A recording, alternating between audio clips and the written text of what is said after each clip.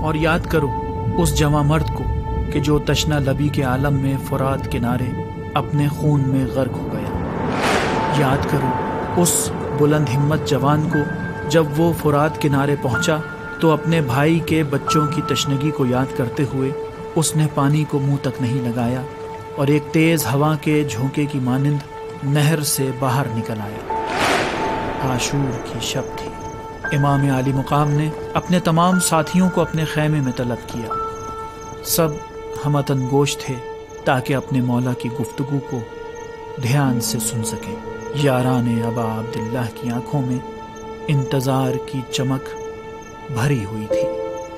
امام عالی مقام نے خداوند متعال کی حمد و ثنا کے بعد فرمایا، مجھے اپنے باوفا اور بہتر ساتھیوں سے زیادہ باوفا اور بہتر ساتھی اور اپنے خاندان سے زیادہ نیک اور مہربان خاندان کا کہیں سراغ نہیں ملتا۔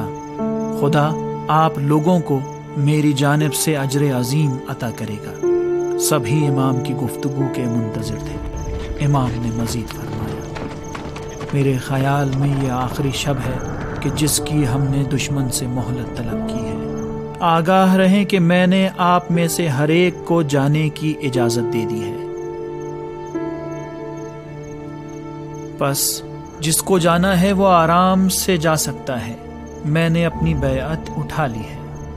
اس وقت رات کی تاریکی نے احاطہ کیا ہوا ہے، اپنی اپنی سواریاں لیں اور چلے جائیں۔ یہ ظالم قوم بس میرے خون کی پیاسی ہے۔ اصحاب نے اپنی اپنی نگاہیں زمین میں گاڑی ہوئی تھیں اور دل ہی دل میں کہہ رہے تھے، کیا ایسا بھی ہو سکتا ہے کہ کوئی اپنے مولا کو تنہا چھوڑ کر چلا جائے؟ عباس علمدار نے، جو نہایت ادب سے بھائی کے سامنے ہاتھ باندھے کھڑے تھے، خاموشی توڑتے ہوئے فرمایا، آپ پر جان قربان، ہم ایسا کیوں کریں؟ آپ کے بعد زندگی کا کیا فائدہ؟ وہ بھی کیسی بے معنی زندگی ہوگی۔ خدا ہمیں وہ دن نہ دکھائے کہ ہم تو باقی رہیں لیکن آپ باقی نہ رہیں۔ ہر طرف سے مرحبا مرحبا کی آوازیں بلند ہونا شروع ہو گئیں۔ کوئی بھی جانا نہیں چاہتا تھا، سب ہی امام عالی مقام پر اپنی جانیں نچھاور کرنے کے لیے آمادہ اور تیار تھے۔ آدھی رات بیت چکی تھی۔ اصحاب امام کی دعا اور مناجاتوں کی آوازیں سنائی دے رہی تھیں۔ ابو الفضل العباس زہیر ابن قین کے ہمراہ خیموں کے درمیان پہرا دے رہے تھے کہ کہیں ایسا نہ ہو مکار دشمن تاریکی کا فائدہ اٹھا کر خیموں پر حملہ آور ہو جائے۔ دونوں ہی خاموش تھے اور جانتے تھے کہ کل صبح اس دنیا میں نہیں رہیں گے، البتہ جب تک جان باقی رہے گی اپنے امام کے ہم رکاب سپاہ ظلم و جور کو سبق سکھاتے رہیں گے۔ سن 61 ہجری عاشورہ کا دن آن پہنچا۔ سورج کی حدت نے زمین کربلا کی پیاس کی شدت بڑھا دی تھی۔ اصحاب امام ایک ایک کر کے شہید ہو چکے تھے۔ حرم میں موجود بچوں نے اپنے چچا کو دیکھا اور پیاس کی شدت سے دہائیاں دینے لگے۔ بچے بے رمق ہو چکے تھے۔ عباس علمدار نے مشق ڈھونڈنا شروع کی، شاید سوچ رہے ہوں کہ اب ان کے بعد ان بچوں کے لیے کوئی پانی لانے والا باقی نہیں رہے گا۔ جانے کے لیے آمادہ ہوئے۔ کچھ دیر تک پیاس کی شدت سے خشک ہونٹوں سے آہو نالا کرتے معصوم بے حال بچوں کو دیکھتے رہے۔ معصوم بچوں کی آنکھوں کی چمک تو گویا ذہن پر بجلیاں گرا رہی تھیں۔ عباس علمدار نے چلنا شروع کیا، سواری کو ایڑ لگائی اور شریعہ فرات تک پہنچ گئے۔ علقمہ نے عباس علمدار کی میزبانی کی۔ امام عالی مقام بھی بھائی کے ہمراہ ہو لیے۔ عمر سعد کے سپاہیوں پر امام عالی مقام اور ابو الفضل العباس کو دیکھ کر دہشت طاری ہو گئی اور وہ فوری طور پر صف بندی کرنے لگے۔ صورتحال بتا رہی تھی کہ امام اور ساتھیوں کو پانی تک نہیں پہنچنے دیں، لیکن عباس نے وعدہ کیا تھا۔ علی اصغر، سکینہ، رقیہ، قاسم، عبداللہ جیسے بچوں ان پر حملہ آور ہو گئے۔ قبیلہ دارم کے ایک شخص نے چلا کر کہا، وائے ہو تم لوگوں پر، حسین اور نہر فرات کے درمیان رکاوٹ ڈالو اور انہیں شریعہ تک پہنچنے مت دینا۔ امام نے فرمایا، خدایا اس مرد کو پیاسا ہی رکھ دیا۔ وہ شخص غصے میں آ گیا اور اس نے امام عالی مقام کی جانب ایک تیر پھینکا۔ تیر امام عالی مقام کی تھوڑی میں لگا۔ امام عالی مقام حضرت ابا عبداللہ نے اپنے ہاتھوں کو تھوڑی کے نیچے لگایا، چلو خون سے بھر گئے۔ امام نے خون آسمان کی جانب اچھال کر فرمایا، بار الہ، تیری بارگاہ میں شکایت کر رہا ہوں، دیکھ انہوں نے رسول زادی کے بیٹے کے ساتھ کیا کیا۔ اب حسین فرات کی جانب اور عباس علمدار دوسری جانب شمشیر زنی میں مشغول تھے، اور دونوں بھائیوں کے درمیان فاصلہ بڑھ چکا تھا۔ عباس کے سامنے جو کوئی بھی آتا وہ اسے اپنی تلوار کا نشانہ بناتے ہوئے رجس پڑھتے، اس عظیم اور بزرگ خدا کی قسم، کعبہ اور زمزم کے خدا کی قسم، آج روئے زمین کے سب سے فاضل اور کریم شخص کے سامنے میرا جسم خون سے رنگین ہوگا، اور یہ میرے لیے باعث فخر ہے۔ کسی میں بھی عباس کا مقابلہ کرنے کی طاقت نہیں۔ لشکر اعداء ان کے مد مقابل فرار کر رہے تھے، اور عباس فرات کے ساحل تک پہنچ چکے تھے۔ گھوڑے سمیت پانی میں اترے۔ گرمی کی شدت سے پیاس کا غلبہ تھا۔ ایک ٹھنڈی ہوا کا جھونکا چہرے کو چھوتا ہوا گزر گیا۔ پانی عباس علمدار کے پیروں تلے تھر تھرانے لگ گیا تھا۔ گھوڑے سے اترے، جھکے، چلو میں پانی لیا، چلو کو منہ کے نزدیک لائے۔ پیاس کی شدت تھی، ہونٹ شدت پیاس سے پھٹ چکے تھے۔ چند لمحے کچھ سوچا اور اپنے چلو کو کھول دیا۔ اے پانی، شرم کر، میں تجھے پیوں اور میرے بھائی اور ان کے اہل حرم پیاسے رہیں؟ ہے ہاتھ اے بہتے پانی، تجھے شرم آنی چاہیے۔ پھر مشک میں پانی بھرا اور اپنے گھوڑے کو بھی پانی پینے کی ترغیب دی۔ مشک بھر گئی، فوراً گھوڑے پر سوار ہوئے اور خیموں کا رخ کیا۔ عمر سعد کے فوجی جو نہر کنارے عباس علمدار کو روک نہیں پائے تھے، ان کے واپس پلٹنے کا انتظار کرنے لگے۔ عباس شریعہ سے باہر نکلے۔ فوج اعداء کے دو سپاہی درخت کے پیچھے چھپے بیٹھے تھے۔ جیسے ہی عباس علمدار نزدیک آئے، ان پر حملہ کیا اور ان کے دائیں ہاتھ پر شمشیر سے ضربت لگائی۔ دایاں ہاتھ بدن سے الگ ہو گیا۔ عباس علمدار نے مشک بائیں ہاتھ میں تھامی اور رجس پڑھا، خدا کی قسم، تم اگر میرے دونوں ہاتھ بھی جدا کر دو تو تب بھی میں اپنے دین اور اپنے امام کا دفاع کرتا رہوں گا جو صادق اور اہل یقین ہیں۔ بھیڑیوں نے زخمی عباس کو گھیرے میں لیا ہوا تھا۔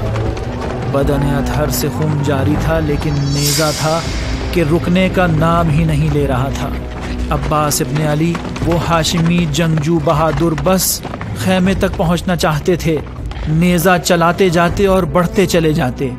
ناگہاں ایک اور شقی نے، جو ایک درخت کے پیچھے چھپا ہوا تھا، آگے بڑھ کر عباس علمدار کے بائیں ہاتھ پر ضربت لگائی۔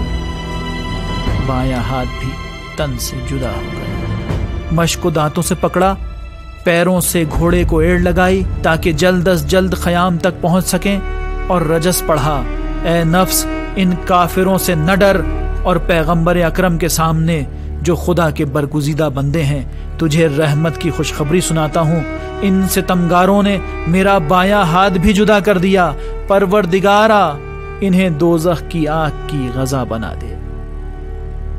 علی ابن ابی طالب کے فرزند کا بہت زیادہ خون بہہ چکا تھا، اور ان پر خستگی اور بے حالی کا غلبہ طاری ہو چکا تھا۔ عمر سعد کے سپاہی ان کے مرکب کو آگے بڑھنے سے روک رہے تھے۔ عباس جس طرف بھی دیکھتے، درندے حملہ کرنے کو تیار کھڑے تھے۔ ناگہاں ایک شخص نے چیختے ہوئے ان پر حملہ کر دیا اور آہنی گرز عباس ابن علی کے سر پر دے مارا۔ آنکھوں کی بینائی چلی گئی اور عباس مرکب پر نڈھال ہو کر گر گئے۔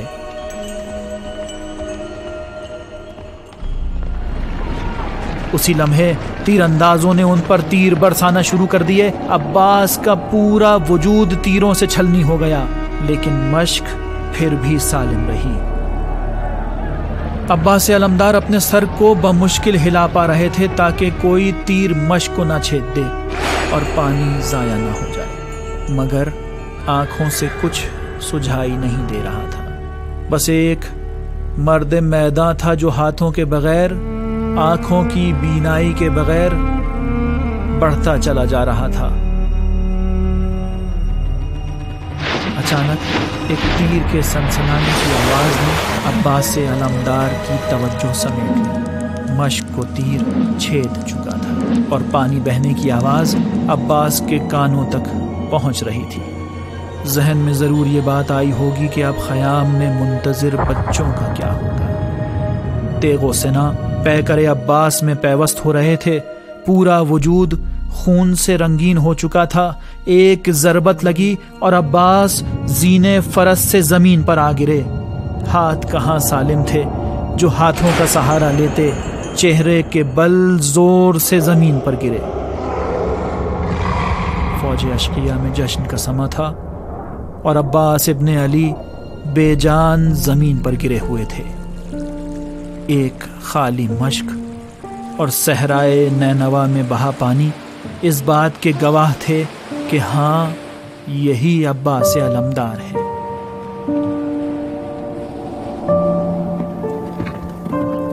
امام علی مقام نے جیسے ہی بھائی کے پیکر کو دیکھا، آدھا سے لڑتے لڑتے بالی پر پہنچے۔